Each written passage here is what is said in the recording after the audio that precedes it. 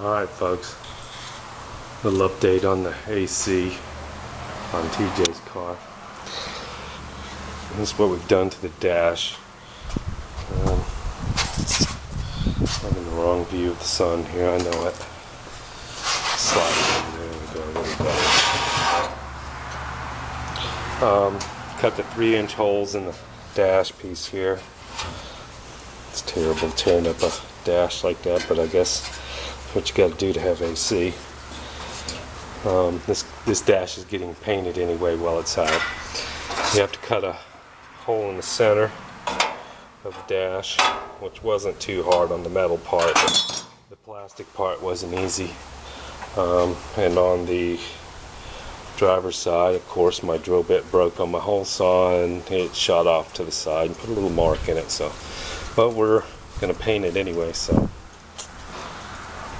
a little bit of spot putty will take care of that, I think. It's just a little nick. As you can see, the dash was in nice rough shape anyway. Somebody had spray bombed it. But the hard part actually was the plastic. Cut the hole in the bezel at the top. It's you got to be real careful, and this thing gets flimsy after you cut it, so be careful.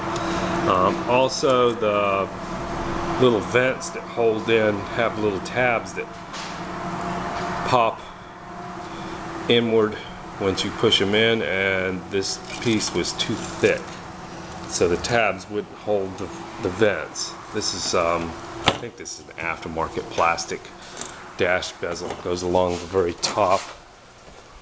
Up here you can see where the gold is. It covers this right here. But then you cut the hole 32nd larger than the hole in the bezel, which you know, it was kind of an all-day job, just cutting these holes in the dash. Probably took me 2-3 hours to cut that without damaging the bezel, seeing as it was plastic. And cutting the holes in the dash, I just used the air saw to cut it with a bimetal blade.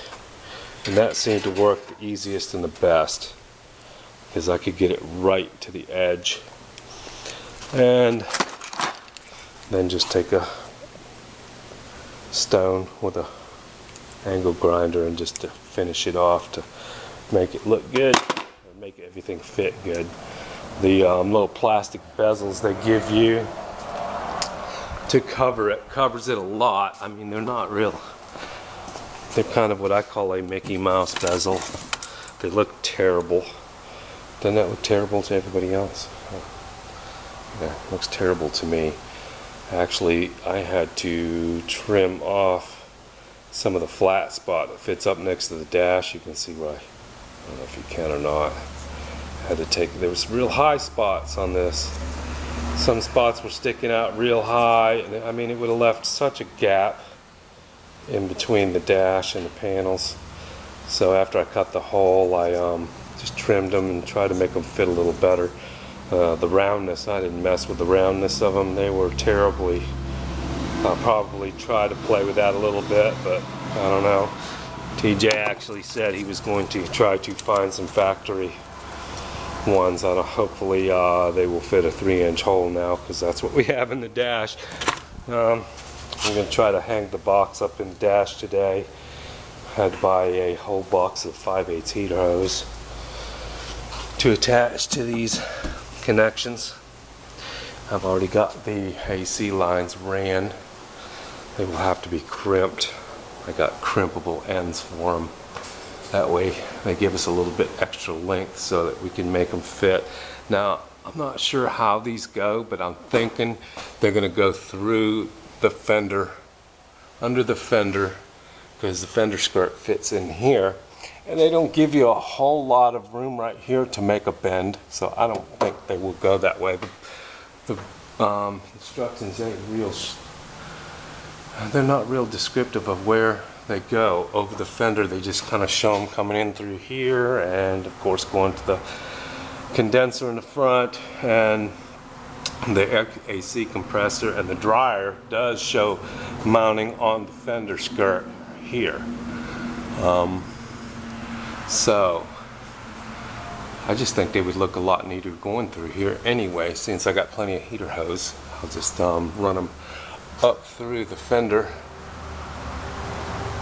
I just think that there's plenty of room there, and make them come out where the battery is, or in front of the battery, or somewhere in this area right here. Make them come out there. I do have enough AC line to reach that far, going up through there and then wrap back around to the engine once I get the compressor mounted. But that's where we're at. This car is in actually really great shape. 67 with a firewall that's, you know, I mean, that sucker's solid and it hasn't never been replaced. Get a good look underneath this car. I mean, there's a couple little spots on the floorboard. Actually, it looks like something gouged it right there and caused that problem from the inside. It is. There was a couple little spots right here. Yeah, that's right, one here. I mean, they're pin holes, and they're from the inside, because you can tell the bottom of this car's, you know, really great shape. I mean, it's had its war stories, I'm sure. You can see the frame has its, you know, people have jacked it up with floor jacks. You can see it right here. This will come down with a crescent wrench. This side here looks like it got jacked up one too many times. But the frame is great. Had a little bit of a bend in the front. You know, well, whenever you put a big block in a car, you can see it right there. It's been creased and then pulled back.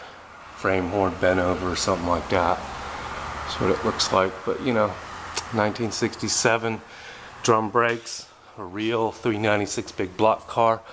You know, they're not easy to stop. Actually, this side looks pretty good.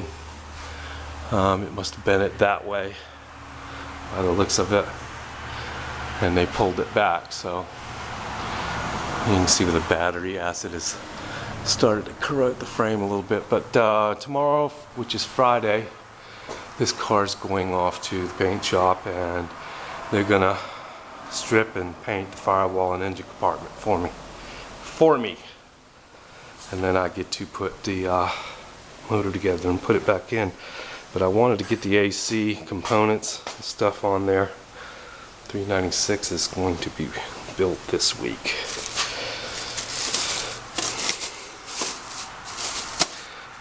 It's just about ready to put it together, so that's what we're doing. And this one's going tomorrow to the paint shop, get the firewall done, and it should be back Monday, so we're moving right along. And I'll finish up the AC. Today I'm going to run the heater hoses and the heater cut-off valve and hang the box on the inside, and that's it. Just hang the box, because I'm going to have them paint the dash at the same time, and next week when it comes back I'll put the dash in, run the ducts and put the dash in. But I've already got the lines and the heater hose, so that's what we're doing today, hanging the box and running the heater hoses and putting a tire on it so they can pull it on the flatbed. Alright folks, that's what we're doing today. Y'all have a good day here in this nice sunny Florida weather. We got a few clouds up there, but it's actually going to be about 85 today, so a warm one. It's just getting used to that cool temperature. Alright, y'all have a good day, and thanks for watching. I hope you're enjoying some of my projects. I know I am. I enjoy working on these older cars. Y'all take care. Have a good day.